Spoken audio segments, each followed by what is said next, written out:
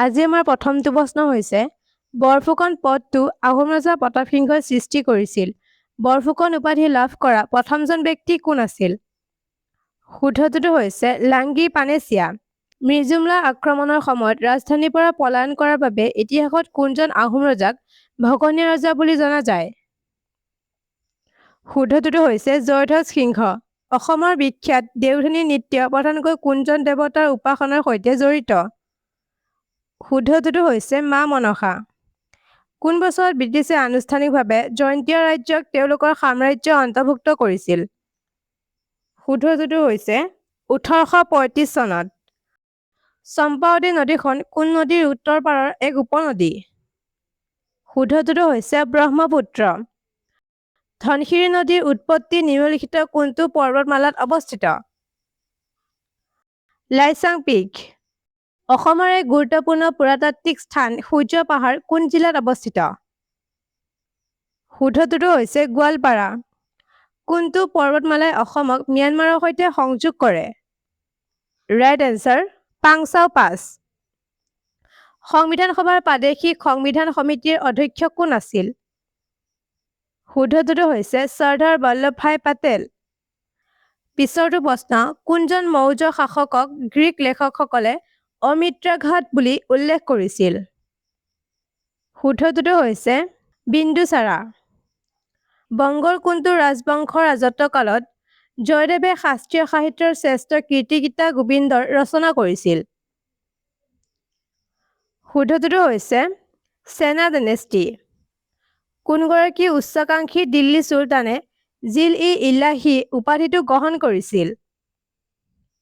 Giasuddin বালবান। Cabinet মিছনে কোন বছৰত ক্ষমতাৰ হস্তান্তৰ বিষয়ে আলোচনা কৰিবলৈ ভাৰত ভ্ৰমণ কৰিছিল? শুদ্ধটোতো হৈছে 1946। নেক্সট কুৱেশ্যন 1905 চনত স্থাপিত ডিফেন্স অফ ইণ্ডিয়া ছচাইটিৰ প্ৰতিষ্ঠাপক কোন আছিল? শুদ্ধটোতো হৈছে গোপাল কৃষ্ণ গোখলে। ধ্ৰুপদী নৃত্য ওডিচী মন্দিৰৰ নৃত্যশিল্পীসকলৰ পৰা উদ্ভৱ হৈছিল যাক কি নামেৰে জনা যায়? শুদ্ধটোতো হৈছে মাহাৰিছ। কোনটো ৰাজবংশৰ শাসকসকলে প্ৰাচীন আৰু সন্মানীয় বৌদ্ধ বিশ্ববিদ্যালয় বালাভি প্ৰতিষ্ঠা কৰিছিল? শুদ্ধটোতো হৈছে মৈত্ৰক বংশ। মানুহৰ মগজু কোনটো অংশ শৰীৰৰ ভংগিমা আৰু ভাৰসাম্য বজাই ৰখাৰ বাবে যথেষ্ট দায়বদ্ধ? শুদ্ধটোতো হৈছে চেৰিবেলাম। বিশুদ্ধ আয়তনৰ ফালৰ পৰা বিশ্বৰ সৰ্ববৃহৎ মিঠা পানী হ্ৰদ কোনটো? শুদ্ধটোতো হৈছে লেক বৈকাল। মানৱ শৰীৰৰ আটাইতকৈ দীঘল পেশী কোনটো? শুদ্ধটোতো হৈছে চাট্ৰিয়াছ। পৃথিৱীৰ বায়ুমণ্ডলৰ কোনটো স্তৰে ৰেডিঅ' তৰংগ প্ৰতিফলিত কৰে? শুদ্ধটোতো হৈছে আয়নস্ফিয়াৰ। ৰবাৰ্ট ব্ৰুছে কোন বছৰত অসমত বনৰীয়া অঞ্চলত বৃদ্ধি পোৱা চাহ উদ্ভিদৰ সন্ধান কৰিছিল?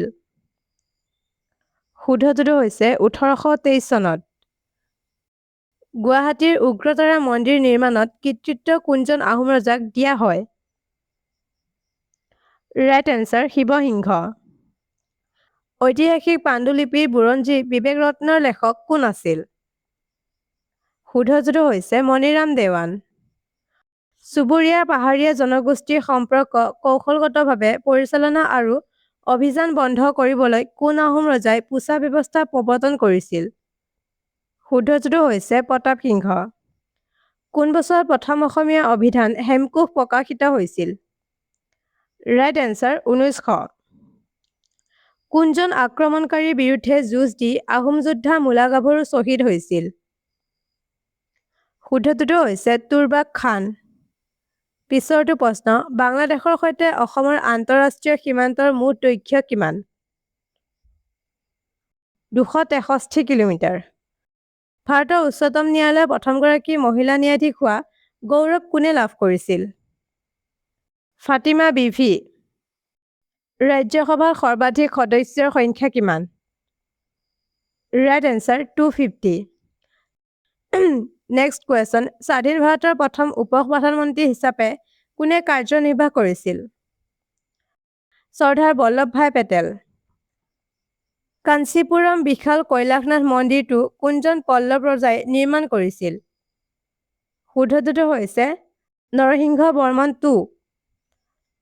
কোন বছৰত ঐতিহাসিক কাকোৰি ট্ৰেইন লুণ্ঠন সংঘটিত হৈছিল? শুদ্ধটোতো হৈছে 1925 চনত। ভাৰতীয় ৰাষ্ট্ৰীয় সেনাবাহিনীৰ প্ৰথমে ধাৰণা আৰু প্ৰতিষ্ঠা কোনে কৰিছিল? শুদ্ধটোতো হৈছে মোহন সিং। বিখ্যাত প্ৰাচীন সংস্কৃত ব্যাকৰণ গ্ৰন্থ অষ্টধাৰী ৰচনা কোনে কৰিছিল? শুদ্ধটোতো হৈছে পাণিনি। 1504 চনত কোন শাসকে আগ্ৰা চহৰ প্ৰতিষ্ঠা কৰিছিল? Right answer Sikandar Lodi. Vitamin B1ৰ বৈজ্ঞানিক ৰাসায়নিক নাম কি? শুদ্ধটোতো হৈছে থায়ামিন। মানৱ ৰেড ব্লাড চেলৰ গড় জীৱনকাল কিমান? শুদ্ধটোতো হৈছে 120 ডেজ। আপেলত কোনটো জৈৱিক অম্ল প্ৰধানকৈ পোৱা যায়? শুদ্ধটোতো হৈছে মেলিক এচিড। কম্পিউটাৰ নেটৱৰ্ক পৰিভাষাত HTTPৰ সংক্ষিপ্ত ৰূপটো অৰ্থ কি? শুদ্ধটোতো হৈছে হাইপাৰটেক্সট ট্ৰান্সফাৰ প্ৰট'কল। 1895 চনত কোনে এক্স-ৰেৰ আৱিষ্কাৰ কৰিছিল, যাৰ বাবে তেওঁ পদাৰ্থ বিজ্ঞানৰ প্ৰথম নোবেল বঁটা লাভ কৰিছিল? শুদ্ধটোতো হৈছে উইলহেম কনৰাড ৰণ্টজেন। প্ৰাচীন গ্ৰন্থ কুমাৰা হাৰানা ৰচনা কোনে কৰিছিল? শুদ্ধটোতো হৈছে অনন্ত কণ্ডলী। কোন চনত অসমীয়া ভাষাত উন্নতি সাধিনী সভা প্ৰতিষ্ঠা কৰিছিল? শুদ্ধটোতো হৈছে 1888। জনপ্ৰিয় পৌৰাণিক নাটক নৰকাসুৰৰ লেখক কোন আছিল? শুদ্ধটোতো হৈছে অতুল চন্দ্ৰ হাজৰিকা।